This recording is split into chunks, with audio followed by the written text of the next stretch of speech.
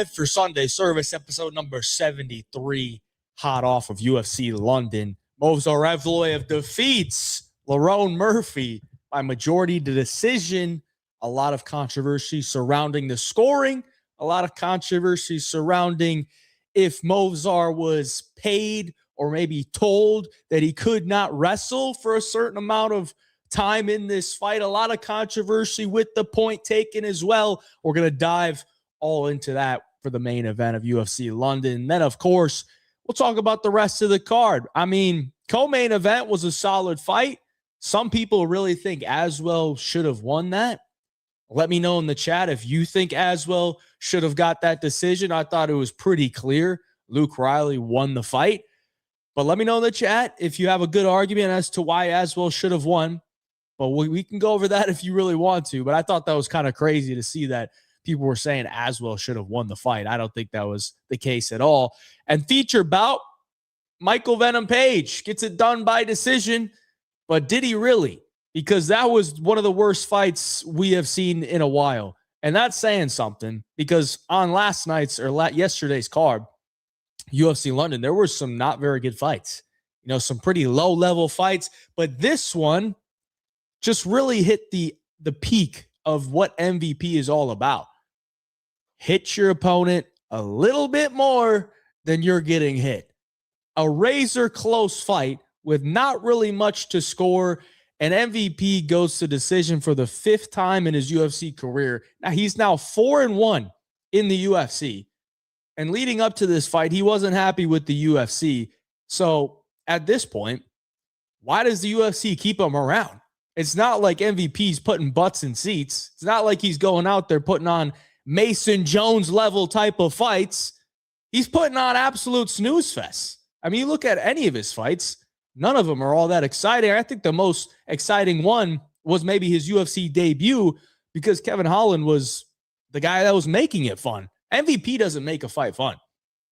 His opponent makes the fight fun, because if they're aggressive, then he can look fairly good. But Sam Patterson, knowing MVP, said, I can't be aggressive against this guy because he's going to school me. So he pretty much just sat back, tried to make MVP make the first move, but MVP wasn't making any moves. So it turned into an absolute snooze fest in the feature bout. Sucked the life out of the arena. The fans were booing. I wouldn't be shocked if MVP gets the boot or maybe asks to get out of the UFC, because why would he come back? They clearly don't like him. No, none of the fans are going to like him after this fight. So whether he gets cut, whether he chooses to leave, whether it's mutual or not, sayonara, MVP. It was, I would say it was fun while it lasted, but was it really fun? You know, was it really all that fun? I don't know. Because Sam Patterson's a guy that's going to go in there, kill or be killed, man. He's 4 straight finishes in round 1. MVP don't got that in the UFC, okay? It ain't all Sam Patterson. It's both guys are to blame, but MVP's the guy that sets the standard in that cage. And he clearly, being the guy with more experience, probably should have at least gone for it a little bit more, you know? Iwo Barnowski, poor Austin Lane.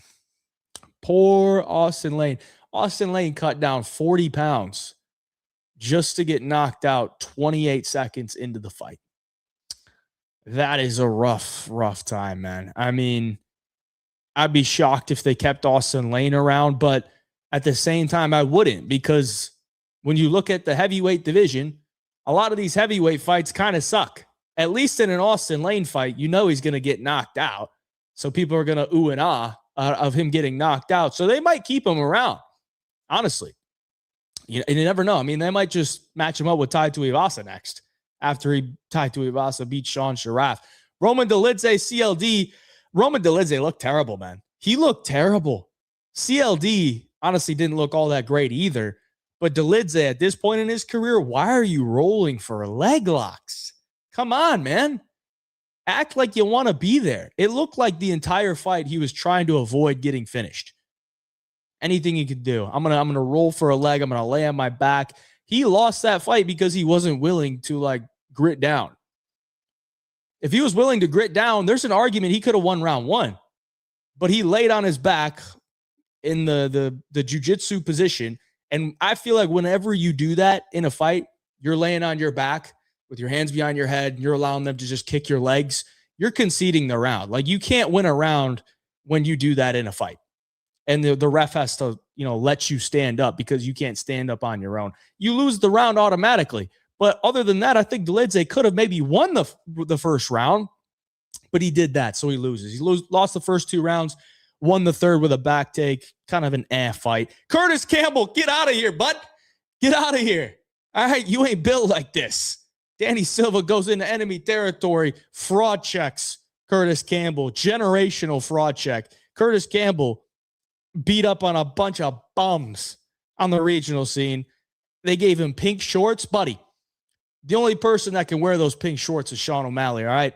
The Pink Panther gets beat up and KO'd in round 2. Danny Silva, upset alert. Mason Jones, Axel Sola. Fucking love Mason Jones. I mean, I'm a Mason Jones truther now. I am trying to get some Mason Jones merch. There's nobody in the UFC outside of maybe 5 other fighters that bring it every time they get in the cage like Mason Jones. Axel Sola, I don't think is the most entertaining guy, but Mason Jones will make you entertaining. All right, Mason Jones, absolute stud, goes in there, breaks the Frenchman. We broke the wannabe Dagestani French boy, okay? We went in there and broke him down so bad, busted up his face. He wanted to quit at the end of round 3, and honestly, the ref could have stepped in. Axel Sola was fucking out of there. That weak shit. Those weak-ass takedowns. Axel Sola shooting, grabbing for legs. No, Mason Jones say, get the fuck up. All right, I'm about to beat your ass. Mason Jones, the real stud. Shout out to the Welch man. Both of them got fight of the night. And a nice little bonus. Well-deserved. If that fight's not getting 100K, no fight should get 100K. That is by far the best fight of the night. Maybe the fight of the year. I said that last week with Manuel Souza and Belagioki, but that one was a little bit different, but a lot of the same, characteristics. Comeback, fun fight, back and forth. Good one. Featherweight, Nathaniel Wood, Losin Kita.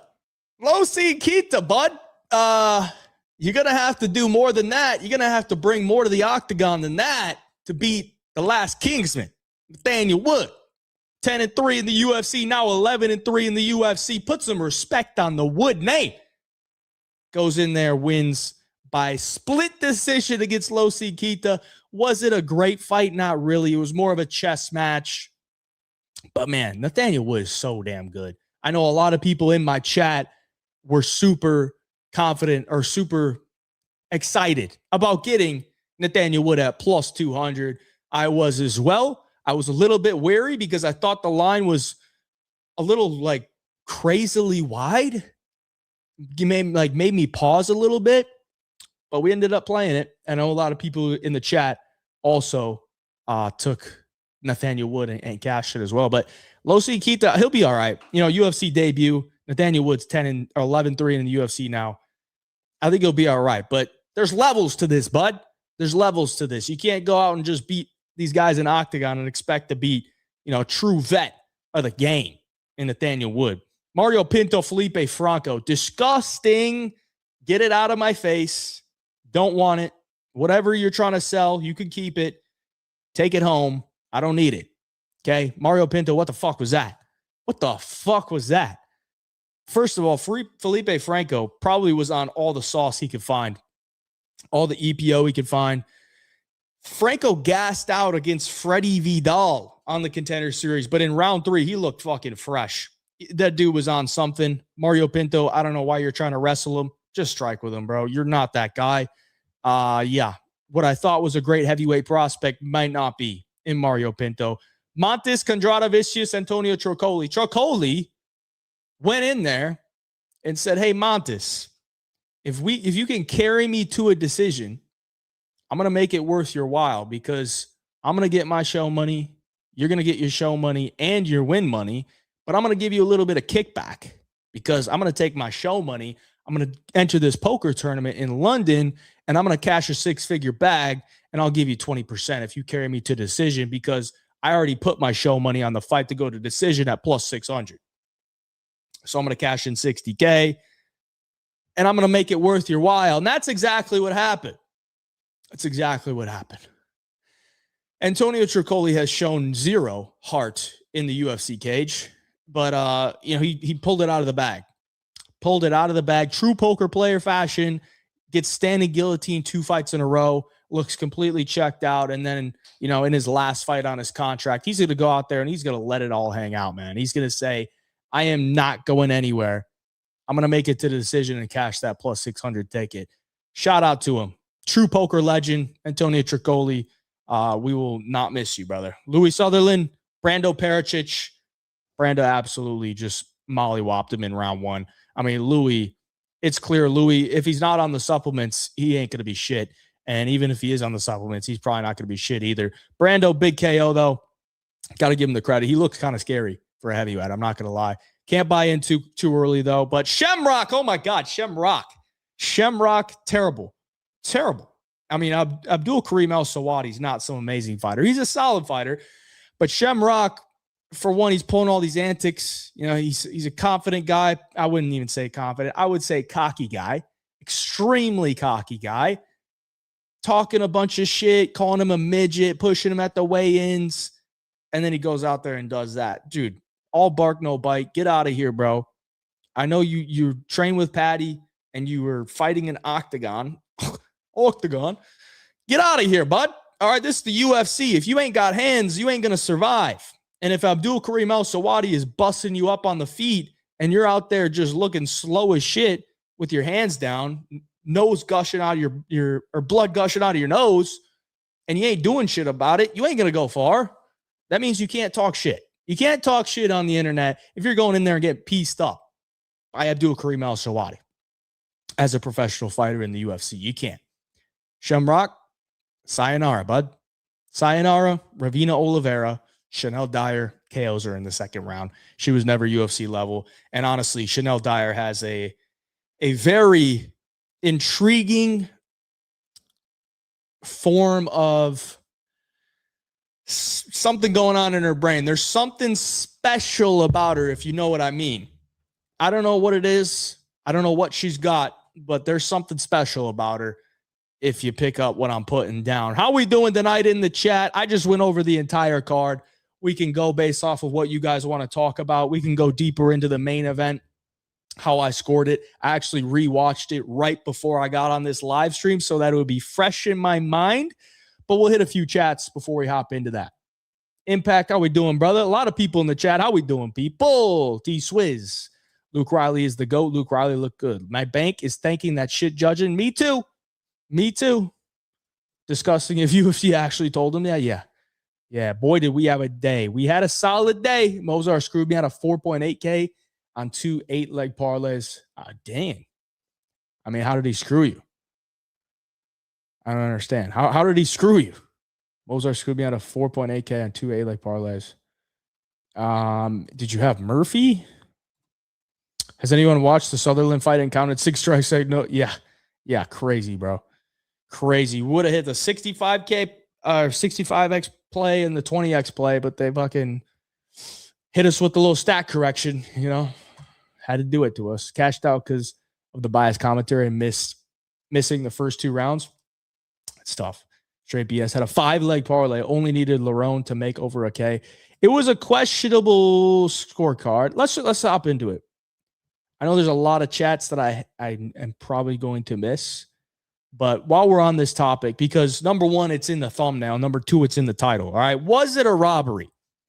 Was this a robbery? I don't think it was a robbery by any means. I honestly think if you're calling robbery, you're pretty fucking stupid, honestly. I don't know how you could really argue that Lerone Murphy won the fight. Maybe it was a draw, but still, number 1, let's take a look at the scorecards. I do think Lerone won the first 2 rounds. I will say that. I rewatched it right before I came on. I thought Lerone barely edged round 1 based off of kind of just a couple solid right hands, a couple solid leg kicks. There wasn't really much going on. Round 2, I gave to Lerone as well. I think just a little bit more active. Movsar landed a couple, like one right hand over the top, but Lerone landed like a nice left hook. I think there was like 2 or 3 real power punches that Lerone landed, and Movsar landed like 1. So I give the round 2 to Lerone. Round 3, you got to give to Movsar. I think you got to give it to Movsar. It was fairly competitive, but towards the end, Movsar had him up against the cage, unloading, some combos. Were they the most accurate? Not really, but I think round 3 is Movsar's. Round 4 is clearly Movsar's. 4 and 5, clear. Movsar. But the point in round 4 is where it gets disgusting. Honestly, I think Marc Goddard should have to like put in an interview or something. How are you taking a point in a title eliminator fight when the guy has kicked him in the nuts twice? The first nut kick really wasn't even that bad. Lerone Murphy got back in the fight probably 20, 30 seconds after the first nut shot, cup shot, whatever you want to call it. And then in round 4, the round like just starts. So like 10 seconds in. And yeah, Movsar landed a pretty flush kick to the cup. That obviously isn't going to make Lerone, feel good. I think that one was way worse than the first one. But dude, I've seen so many fouls in fights and 0 points are taken. But now in a title eliminator fight, Marc Goddard on the second nut shot, the first one wasn't even bad. The second nut shot, he's going to go ahead and take a point from Movsar? This is where shit gets really weird because Movsar didn't grapple the first 2 rounds at all. Didn't even shoot a single takedown. 0. We'll pull up the stats. 0 takedown shot in the first 2 rounds. Somebody had to say something to Movsar in the first to tell him to say, like, dude, if you win this fight and just grapple fuck him, you ain't get the next title shot. There's no way around that. I know they talked to Movsar after the fight and they said, why weren't you wrestling right away? He said, well, I've been off for a while and just trying to get back into the rhythm of things. Come on, bro. Come on. The takedowns were so there the entire fight. I mean, he shot 10 takedowns. He got 9.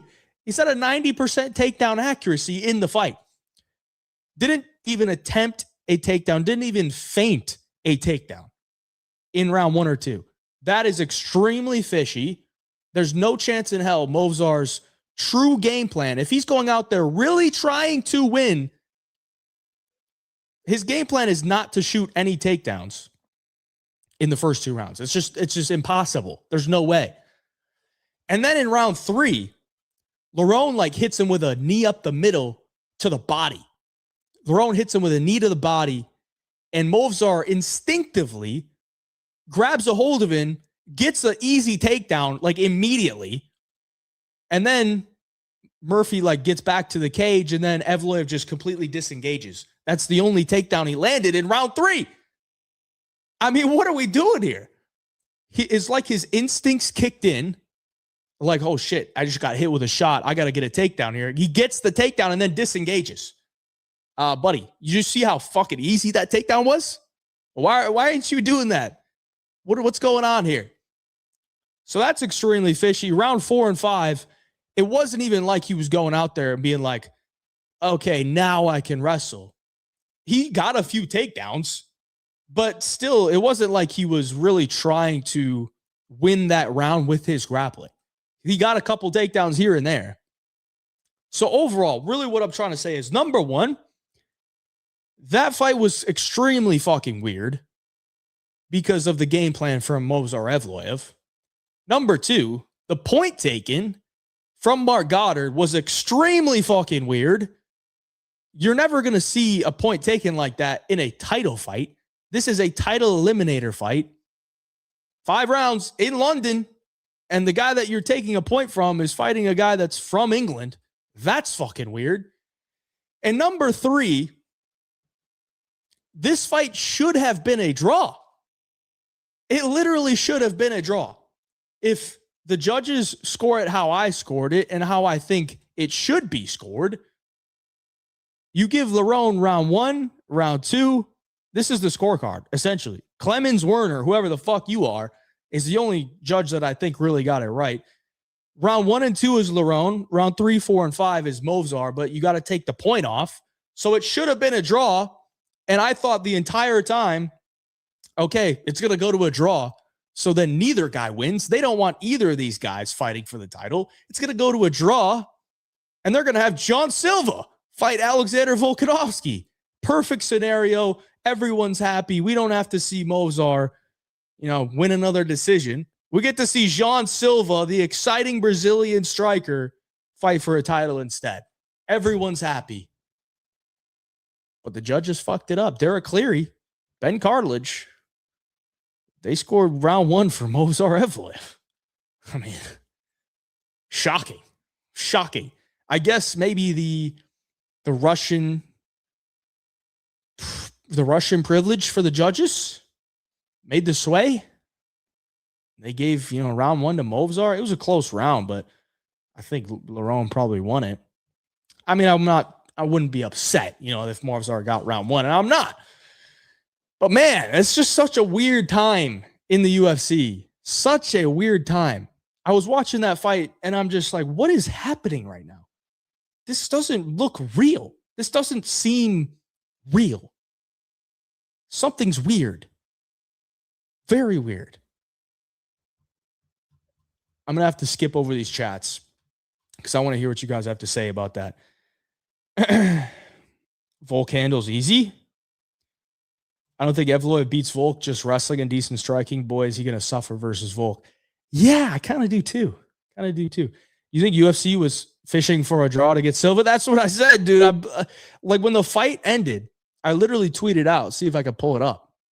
Yeah, I tweeted this out before the scorecards were even written. I said, that's a draw, right? Like Movzar won 3 rounds. You take off the point. It's 2-2-1. That's a draw. Perfect outcome for the UFC. John Silva, you get your title shot. John Silva's in London. Apparently he signed some contract. Perfect. Everyone's happy. I guess the judges fucked that one up. Who knows? I don't know if he was really trying to prove his striking. If he was, that's disgusting. That's stupid. I do understand the impact of the fight, but I do agree with Mark's cup check. I think UFC needs to be more strict. Then be more strict in other fights, not fights where they had, there's this much consequence. If you're going to start being more strict, right, do it on the prelims. Do it on fights where the stakes aren't as high. If you're going to start to make a statement and be like, oh, we're going to start taking points, even if you kick the guy in the nuts twice, do it on different fights. Then you can make your statements on the prelims. And then as you move up the chain, then you start to gradually do it. This was so random. So random. MVP is one of my favorite fighters on the roster. Dude, how? Have you watched him fight or have you just seen, highlights? Because what the fuck? I think it should have been a draw, but to be fair, I don't think the clearly better fighter won.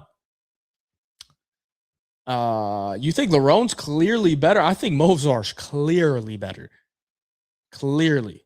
Point deduction was weird after all the fouls. They don't do anything about it in the past. 100%. After point, live odds went from plus 210 to minus 400. Murphy won 1 through 3. No questions asked. I don't think he won round 3, dude. I don't. Movzar won the last 3 clearly. That's what I thought as well. Live bet Movzar plus 265. Let's go. The point was round 3, wasn't it? No, it was round 4. Round 4 was the point. Is it just me or did they both look unranked? Honestly, they really didn't look good. They didn't look good at all. Like when I was watching the fight, I'm like, for one, I think Volk beats both of you. For two, Ilia Topuria would literally murder both of you in the same night. If you kept Ilia at 145 and you had him fight Movzar and Murphy on the same night, he would have them both dead within 5 minutes on the canvas. Good night. That did not look like a great fight. If I'm coming away from that fight thinking, man, I think Volk gets it done again, that means you did not impress me. You did not impress me at all. At all. Not the greatest fight. They need to cut MVP so bad. Yeah, I mean, I kind of agree. I mean, I don't know that they're really gonna push to like cut him. Like, I'd be shocked if, we see the tweet of fighter removed Michael Page. But I think it might be a mutual agreement because he's been talking mad shit about the UFC, being like, they don't like me. What did I do wrong? I guess maybe he hasn't been talking mad shit, but he hasn't been exactly like coming to their defense. Man, really thought Lerone won 1, 2, and 3. That flurry at the end landed on the guard of Lerone, except for like 2 shots. Yeah, I mean, by the numbers, Mozart still outstruck him.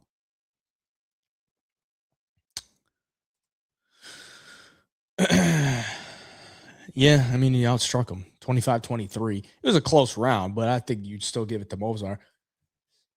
I just want to see CLD is not beating anyone ranked top 10. Yeah, that was rough, dude. That was rough. Dire KOs, both of them. This almost felt like Patty Justin fight, the 4 and 5. Best guys fighting for the next shot. Mozart deserved the shot, just the performance. I mean, I could see that. Pay the man what he's earned. MVP just wants his bread. That's the thing.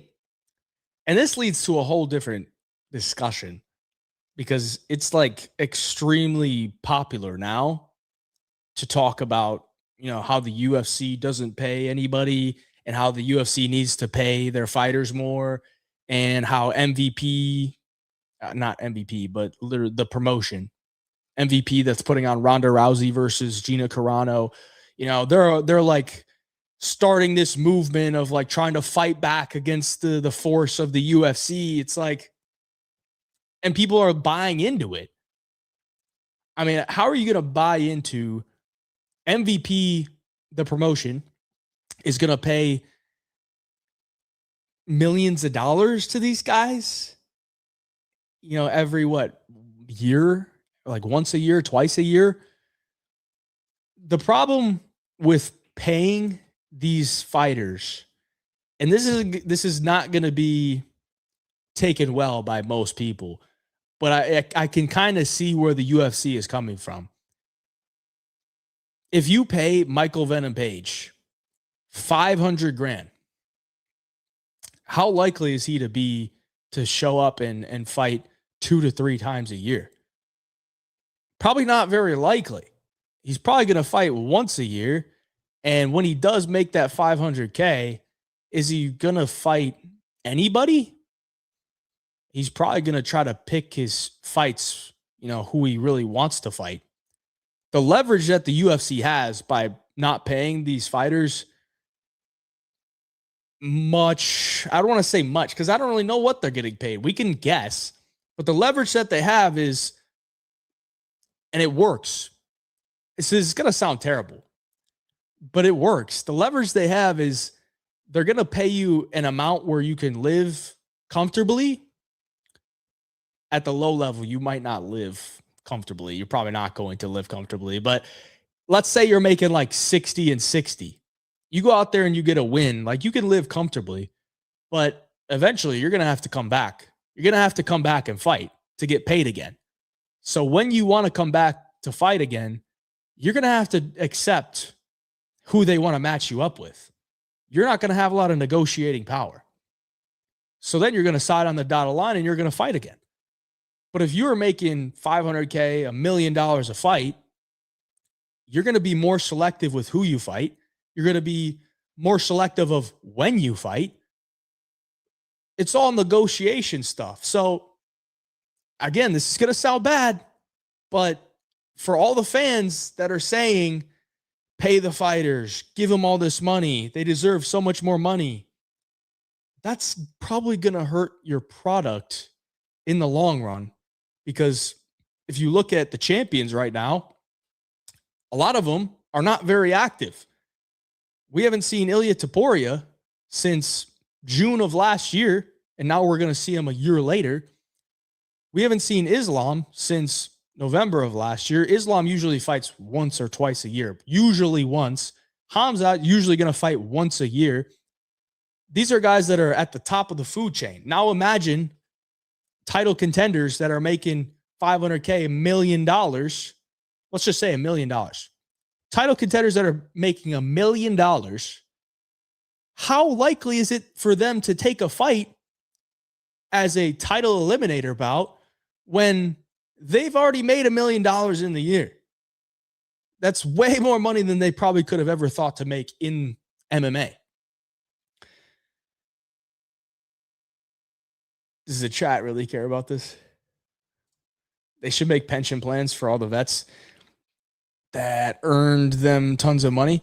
I agree with that. I do think that they should have something set up for them outside, like after they're done fighting. But you guys get what I'm trying to say? It's going to hurt the product if you pay the fighters a lot more than what they're getting right now. And it sounds terrible to say because, yeah, of course, like you want these guys to be making money, but as a consumer, you're going to get guys that are less likely to take more risk because they're already financially, compensated. They're less likely to take risk. They're less likely to fight more often, which means the 42-week schedule that the UFC has is probably going to have to shrink. Or if they keep the 42-week schedule, then the level of competition in these fights is going to go down. And we've already seen it go down. We've already seen that. That's why there's so many of these contender series guys, is because they get the contract on the contender series and Dana White signs like 5 guys a week because they need guys to fill the slots on these cards, whether it's at the Apex, in London. They got to fill slots on cards, and they don't want to pay a premium for a guy that's opening up the early prelims. They only want to pay those guys like 10 and 10 because they're not going to bring in a draw. They're just there to like move up the ladder. And maybe it's an entertaining fight or not. They need to make the same as WNBA players. I don't know. I mean, I would like to, but who cares about the WNBA? I mean, it is pretty crazy that like these guys don't make as much as the WNBA, but I don't know that the WNBA should be getting paid that much, honestly. $500K isn't even NFL vet min. But dude, that's the whole argument too, is like the minimum pay. Like, I get it. You want these fighters to be making money. I think they should get paid like a livable wage. 10 and 10 or 12 and 12 is probably pretty low. Like, you could up that to 30 and 30, 40 and 40. And then, keep your rates where they are for most people. But $500K NFL vet minimum, the barrier to entry to becoming an NFL player is light years above the barrier to entry to becoming a UFC fighter. Way harder. Not even close. Anybody can get in the UFC. Literally anybody. It doesn't matter. You really only need a connection. You look at these guys that come out of Brazil. Some of them have literally only fought guys that are 0-0, 0-2, 1-6. They pad their stats, their record, so then they're 10-0. Look at Felipe Franco. He's a UFC fighter. He lost to Freddie Vidal, a fucking gym teacher. He's a UFC fighter. Do you think he should be getting $500K? Get the fuck out of here, bro. The level to get in the UFC is not even close to the level that you have to be to get in the NFL. So there's no way that they should be making NFL money. Not a chance. And even if you look at the top guys, like an Ilya Taporia, he shouldn't be making Patrick Mahomes money. The fuck? Ilya Taporia fought once last year. He showed up to work once in the whole year. He showed up to work once. Now you're going to say, oh, training camp, whatever. Okay, 6 weeks, 8 weeks of the year, he's performing for the company. He gets $50 million. No, dude. It doesn't make any sense. You can't compare the sports. UFC is not on the level of NFL, NBA, MLB, whatever. They're not on that level. Islam making that WNBA 6th Woman of the Year money. Disagree. The more money, the better. It's not. It's not. Especially because the UFC is so popular right now and makes more numbers than even the NBA. I'm not saying they shouldn't get paid more. I think maybe they deserve a little bit more. How is 40 and 40 not a livable wage? How? You're telling me you can't show up to work twice a year to make 80K? Come on, bro. Like, what the fuck are we talking about? You show up once, you win, you're at 80K on the year. That's more than the average salary in the US. And most of these guys don't even live in the US. Most of these guys are fucking Brazil, Eastern Europe. 40 and 40 is definitely a livable wage. You could show up twice in the year and maybe make 160 grand if you win both fights. I think you're okay. 30 and 30 on the prelims. Honestly, 40 and 40 is fucking generous. 30 and 30 is probably what it should be. They make a lot of money and numbers and views. What? Completely true. Yeah. They're not on teams. It's all independent contractors, basically. Yeah, I mean, it's all independent contractors. It's not, I mean, if you don't want to show up to work, you don't have to. So you pretty much can fight when you want to. But where it does get interesting is where they, like kind of the Aljo situation where they don't have a fight for you, but you want to fight. And that's another thing why I think Brendan Allen's fighting Edmund Shabazian. Brendan Allen. Fucking Brendan Allen. He's fighting Edmund Shabazian. Like he should not be fighting Edmund Shabazian, but he is anyway. So he wants to show up to work. He wants a paycheck. Where the fuck Trevor Peake been at? Yeah, where? Good question, man. Fair enough. I'm staying off heavyweight MMA. They're so sloppy, low skilled. Top 15 fighters should get 500K at least. I mean, I'm pretty sure they do. I think like co-main for a pay-per-view, they're usually making, depends who it is, but 300 to 500K, somewhere around there. Scrub can literally win one time. Remember Rafael Cerqueira or whatever that fake ass? Yes, dude. It's like, do you really think Rafael Cerqueira should be making 300 grand? The fuck? The fuck? Get out of here. If they paid more, the level to get into the UFC would get higher. More serious athletes would take it serious. They wouldn't, dude. They wouldn't. There's not a chance. Not a chance. That would take years for that to change. Like, it's just not going to happen. It's not going to happen at all. If you look at the other sports too, there's no way that you can go into like college. I guess maybe if you're like a wrestler, but if you look at all the other sports, basketball, football, baseball, wrestling as well, you're so incentivized to just go for those as compared to MMA, because if only the UFC is paying that much, then you're going through years of like not making anything.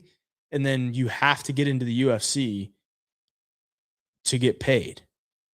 But in other sports, you can get to college and start making six figures.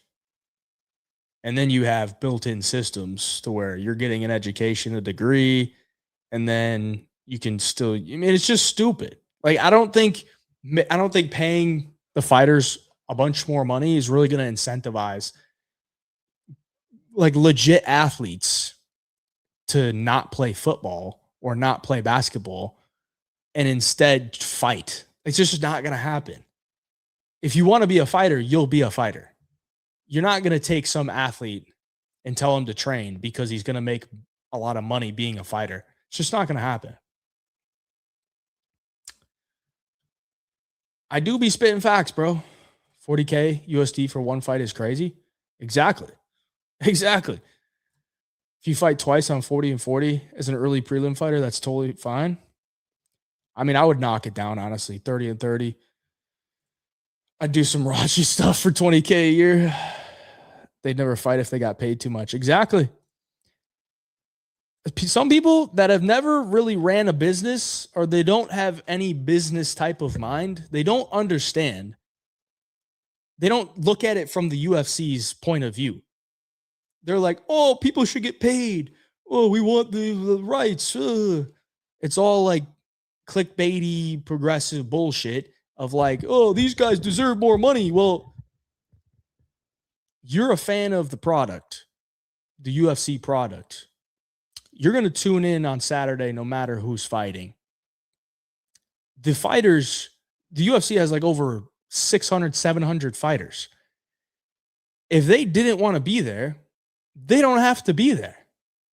They want to be there because the only thing they're good at is fighting. So they want to be in the UFC because that's the place that is going to give them the biggest amount of opportunity to showcase their fighting skills and the biggest amount of opportunity for them to make the most money. If they don't think that's the case, they can go to PFL or they can find another job. But trying to like get the UFC to pay these guys more money, there's a reason why they haven't paid them more money, because they clearly could, but they've seen over the years, the more you pay a guy, the less he's going to fight, the less risk he's going to take in his career. And as a promoter, you don't want to have to deal with guys that don't want to fight. Your top guys, you want them to fight, but you can't pay them too much, because if you pay them too much, they're not going to take as much risk. They're not going to sign up to fight Ilya Topuria at the White House, Islam Makhachev. They're not going to sign up to fight Tom Aspinall because John Jones was asking for way too much money. And they for once, John Jones said, give me $30 million. I'll fight Tom Aspinall. They said, you know what? Fine. We'll give you $30 million. Guess what? John didn't want it. John didn't want it because at the end of the day, he was just trying to get as much money as he could. He's trying to get his ego up, but he didn't really want to fight Tom because he already has enough money. He already got a huge payday from Stipe. So they did John a favor, giving him $10 million plus to fight Stipe. And then they turn around and say, we want you to fight Tom Aspinall. But they already gave John Jones $10 million. They already did him a solid favor. And look what the fighter did. Look what John Jones did. He said, no, I'm going to retire. And then I'm going to cry about it for years. If a fighter makes $10K USD for a fight and 50% going to coaches and taxes, they barely have enough to pay rent left. I agree with that. Yeah, 10K is pretty small. But 40 and 40, you'd be all right, bud. You'd be all right. 30 and 30, add potential finish bonus. Yeah, I mean, 30 and 30 is generous. I mean, it's definitely, Felipe Franco, like, come on, bro. Like, we're not talking about Nathaniel Wood making 30 and 30. We're not talking about these guys. We're talking about fucking Antonio Tricoli. If he got $30,000 to lose that fight, I think that's generous. Okay? Like, that's kind of generous. Antonio Tricoli, for one, should have never been signed to the UFC. He has done nothing in the UFC. So if his base pay is $30,000 to show up and lose to Montes Kondrativicius, I think that's pretty generous. Felipe Franco has no reason being in the UFC. If he gets $30,000 to go up and show up to fight Mario Pinto, that's pretty generous. Okay? Some people like the 10K thing, or 12 and 12, whatever. It's like, yeah, you kind of got to prove it. I kind of understand it, why they pay these guys, 12 and 12 for their first UFC contract, because they signed so many fighters. You kind of got to prove it. The barrier, like I said, the barrier to entry to get into the UFC is not hard. They signed so many fighters. The roster's constantly fluctuating. It's not hard to get into the UFC. Ravina Oliveira, she got $12K, likely, to show up and lose to Chanel Dyer. Can you imagine if the base pay was 50 grand? If she got 50 grand, there's systems in place where if you show up to the UFC and you perform, you're likely going to make money, right? Chanel Dyer, she's probably on 12-12. So she made 124 grand in last night's performance in her first UFC fight. If she's going to do stuff like, if she's going to do good things in the UFC, she will reap the benefit. 12,000 to show, 12,000 to win, 100K performance bonus because she got a KO. There you go. It's all incentive based. They're independent contractors. Some people don't understand this. They're not employees. They're independent contractors. And if you're going to contract somebody, you want them to do a good job before you pay them. It's just how it works. Highest paid fighter 2025. What's good? Hey, Job, 15 and 15 or 2020 is cool. That's fine. 20 and 20, whatever. Alex helped Dana set the bar. Good luck, lower level. People in the chat can agree to disagree, and we can move on with the card. You can sneak into fighting super easy too, like that dude Pinto fight. Yeah, people in malls, exactly. Franco fought literal nobodies, and he's in the UFC. MVP promotion MMA event is literally just ex-UFC fighters, no one from anywhere else with name value.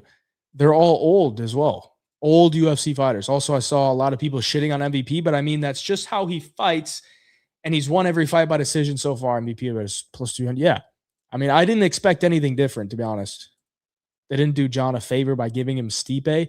That fight is easily making the UFC more than 10 mil. Don't glaze.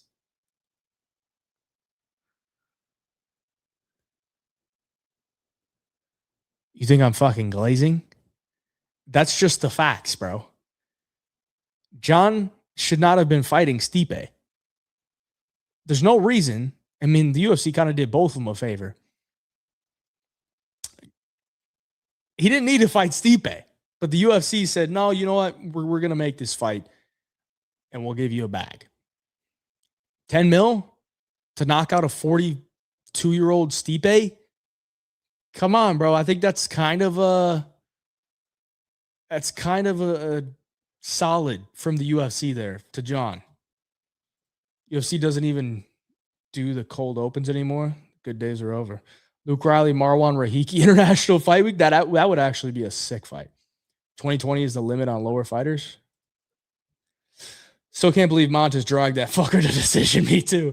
The only people that deserve the big time dollars are hot fighters like Eileen Perez that have true hidden talents inside and outside of the cage. Her twerking will get her into the UFC Hall of Fame.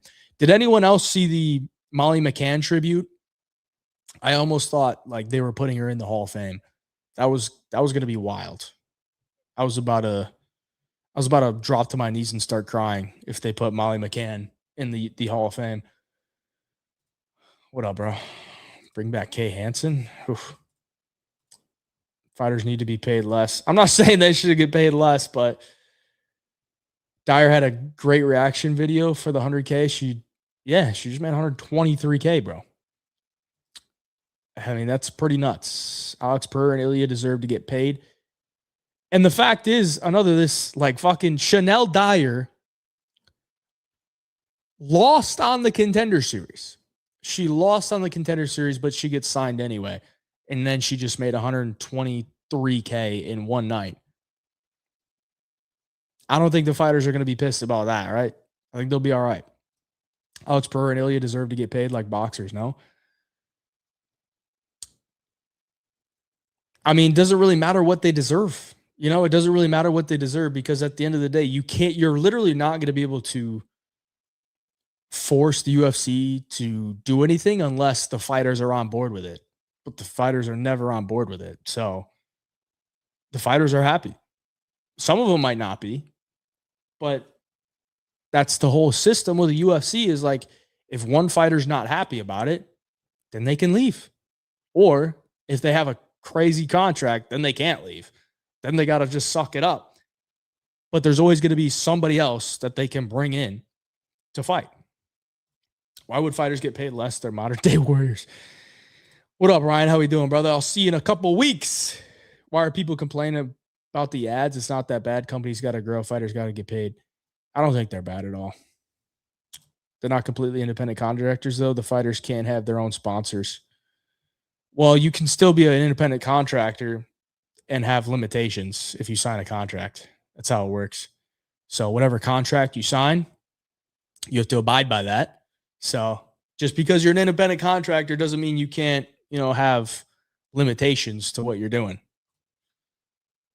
The top stars aren't paid fairly. Pereira gets 2 to 3 million and he brings in 50 million plus.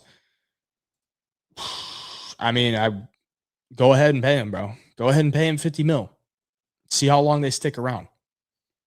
If you gave Pereira $50 million to fight Cyril Gane at the White House, I don't think we would ever see him again. He's not fighting ever again. You look at Conor McGregor, bro. Conor McGregor made a fucking bag off the Floyd fight. Was he ever the same? No. Everyone wants Conor McGregor to come back. Conor McGregor's got so much money, he doesn't need to come back. He doesn't need to. That's how it works. Perez needs more money for a boob job. It's probably after the fighting career. What's the odds John Silva gets the title shot? Probably pretty good. Probably pretty good.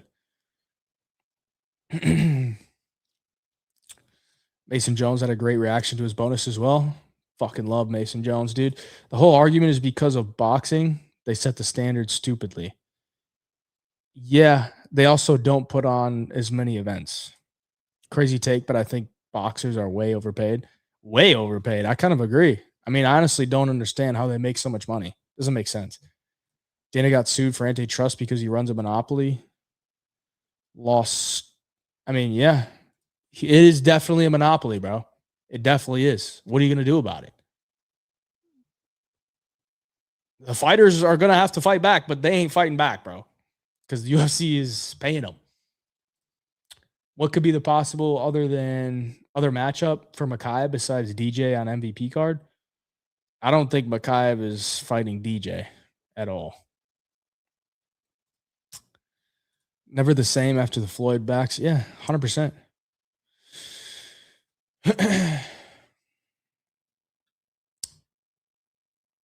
I'm not even shilling, bro. This is just how it works. This is how it has worked. And people saying, like, just give them more money. If it was as easy as that, like, then the UFC would have already been forced to pay them more money. But the UFC model is not meant for fighters to be getting paid $50 million. It's just not. 15 to 20 million, I guess that's kind of more realistic. But even then, if you get $20 million, like, look at who they gave that much money to. They gave John Jones $10 million to fight Stipe. He ain't come back. He's not back. He ain't ever coming back. So if you pay Alex Pereira $20 million to fight Cyril Gane at the White House, is he coming back? I mean, probably not. He's probably going to take that $20 million and he's going to say, I don't need to fight anybody else. I mean, he might. He's built a little bit different. Like Volkanovski's built different. You know, he's in it for the love of the game as well. He could have stopped a long time ago. Pereira might be different too, but most people are just not gonna really have any urgency to fight. Like if Pereira made $20 million to fight Cyril Gane and he beat Cyril Gane, he is now a 3-division champion who just made $20 million. Why would he turn around and fight like 6 months later? That would be crazy. That would be stupid. That would be idiotic. You just made $20 million. He's not going to feel the need to work for at least another year. But the UFC has to put on events. They have numbered events they have to hit. So they're going to need him back. They're going to need him back within the next 9 months. It's a very aggressive schedule. So the more you pay them, the less incentivized they are to fight as often. So if you pay them just enough, then they're going to have to come back within the next year, fight twice a year. I know he doesn't do it on purpose, but there's something about Pinto's passive, nonchalant facial expressions paired with his performance last night that absolutely sent me through the roof. I mean, he looks so disinterested in everything. In everything. He's just like, eh. You think Evloev thinks Volk, bro? I think Volk makes it look easy. I think Volk beats him as well. Got to show up to get paid, bro. Even DJ still hold a grudge for not making it entertaining enough to get paid. Talking about Mighty Mouse? Do I think coaches deserve 30 to 40% of a fighter's purse? I have no idea, dude. I have no idea. I mean, it probably depends what the coach is doing, how much the coach is involved. Do you think Keita had jitters, or is Wood just that difficult to figure out? I think kind of both. Kind of both.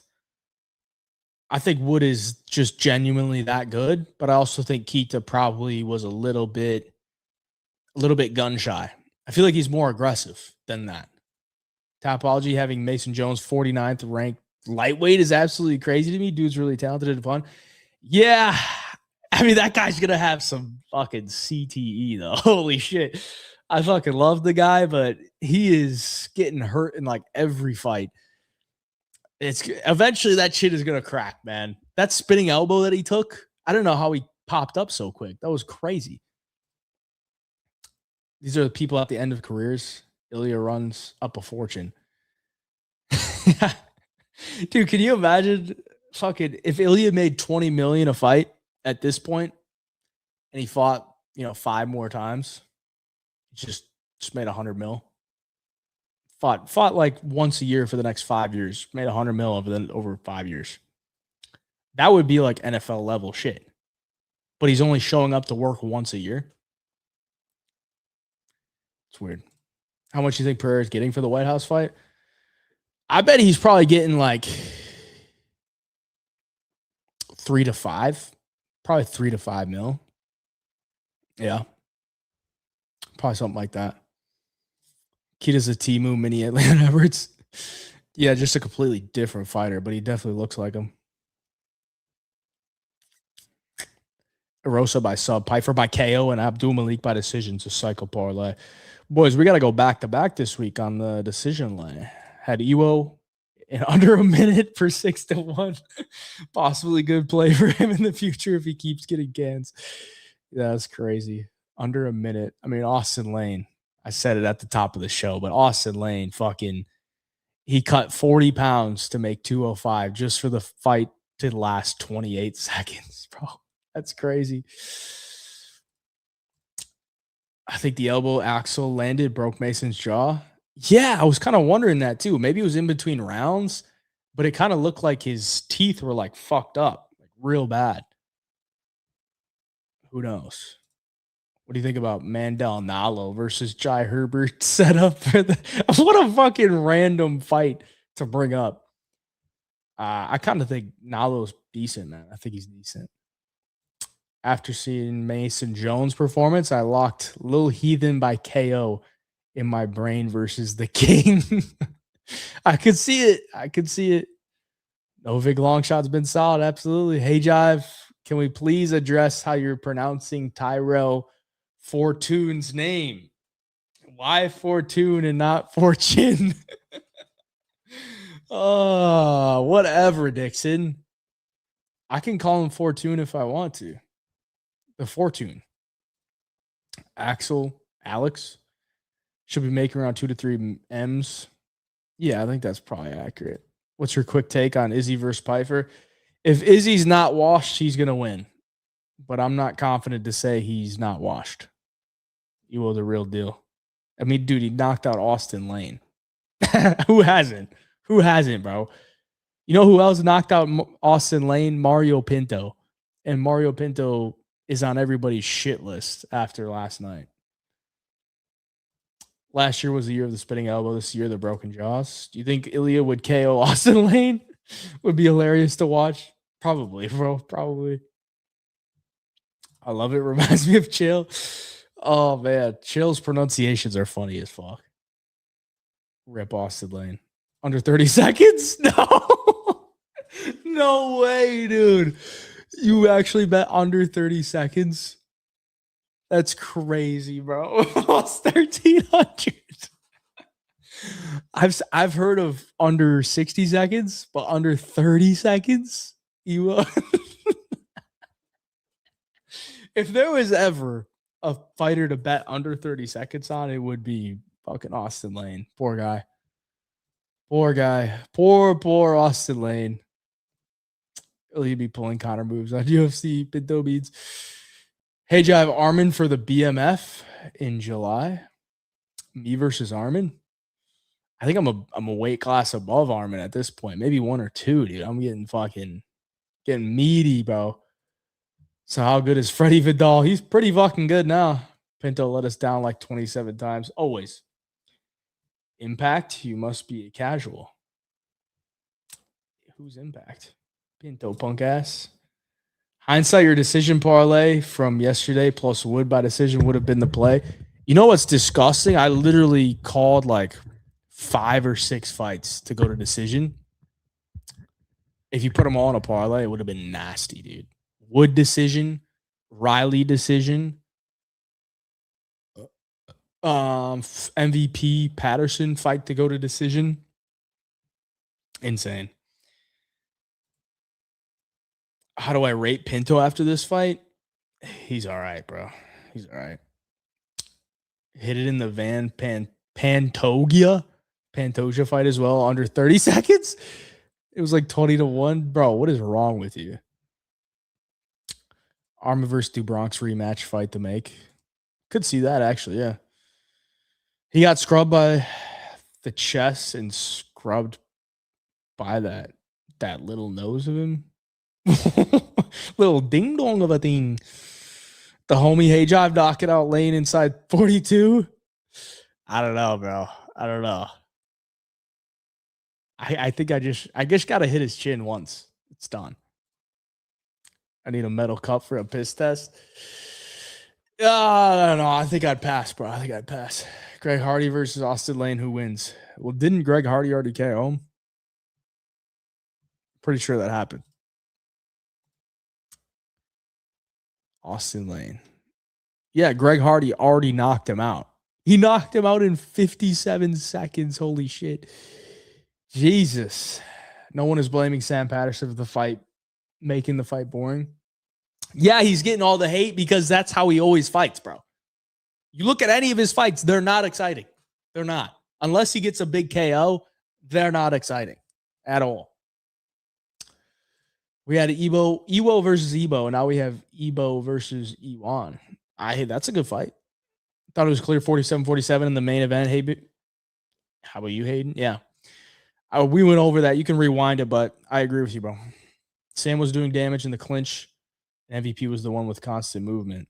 Random, but 327 is such a good card. It is. I'll be there. Right? Yeah, that's a Miami card. Austin Lane will be kept around because he's exciting. Like I said that too. They're going to keep him around because he's going to get KO'd and the crowd's going to go, whoa. So, I mean, that's kind of a good way to, keep your spot in the UFC, Show up, you get KO'd, take your check, bro. Take your check. Austin Lane's chin will make a comeback. The score bet will let you bet odd minutes as well. So you can do under 13.5. Crazy, bro. Nice feature. Genuinely don't know who wins Yuri or Olberg. If Olberg can handle Yuri's chaos. Yeah, I'm not sure either, bro. I don't know. I got to watch some tape on that one, but I kind of feel like I'm going to come to the conclusion of like Olberg can KO him early, but after a couple rounds, Yuri's going to cook him, All right, boys. I'm going to hop out of here. Appreciate y'all for joining. like the stream for me. Hype it up before you go. Subscribe to the channel if you're not already. We got UFC Seattle this Saturday. Go check out the early picks video. It's on the channel already. And we'll be back throughout the week with some more content. Till next time, hey, Job Picks.